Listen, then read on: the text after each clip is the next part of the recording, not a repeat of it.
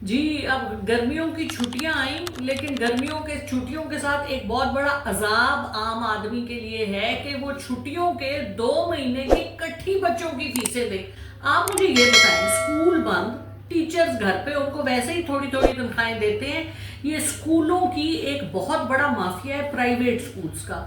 ये हजारों रुपए अपनी रखते हैं फीसें, टीचर्स को औने पौने पैसे देते हैं और अपनी जेबों में डालते हैं, और कोई इनको पूछने वाला नहीं है। हमेशा जो प्राइवेट स्कूल्स की जो होती है ऑर्गेनाइजेशन, वो उनकी मिली भगत होती है एजुकेशन डिपार्टमेंट के साथ, और बाकी आप मुझसे बेहतर जानते हैं कि कहाँ कहाँ मिली भगत होती है।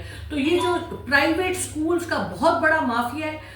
बेचारे जो पेरेंट्स होते हैं वो फीसें दें, किताबों के पैसे दें, यूनिफॉर्म के पैसे दें, और वो कहते हैं जी किताबें भी स्कूल से ही लो, यूनिफॉर्म भी स्कूल से ही लो। और उसके बाद ये कि वो जब अगर वो कोई बात करें तो कहते हैं जी अपना बच्चा उठा ले। और आपने स्कूल में जब बच्चा दाखिल कराया है तो एडमिशन फी अलहदा दी है, पता नहीं, और साथ आपने रजिस्ट्रेशन अलहदा दी है, फीस अलहदा दी है, और उनमें से एक धेला वो आपको वापस नहीं करते। इम्तिहानों के पैसे वो अलहदा लेते हैं। अब जी ये फलां एग्जाम है, इसके पैसे आप अलहदा दें। अब बच्चों का फलां डे है, उसके पैसे अलहदा दें। अब कलर डे है, उसके लिए पेंसिल्स भेजें, कपड़े, पता नहीं क्या बकवास है। फिर चैरिटी अलग मांगते हैं, आज फलां चैरिटी देनी जी, इतने हजार भेज दें, इतने 100 भेज दें। तो ये क्या इन्होंने समझा हुआ है माँ बाप को, और माँ बाप को इस पे आवाज उठानी चाहिए। ये प्राइवेट स्कूल और पढ़ाई क्या कराते हैं, पढ़ाई कोई पूछ ले के क्या कराते हैं।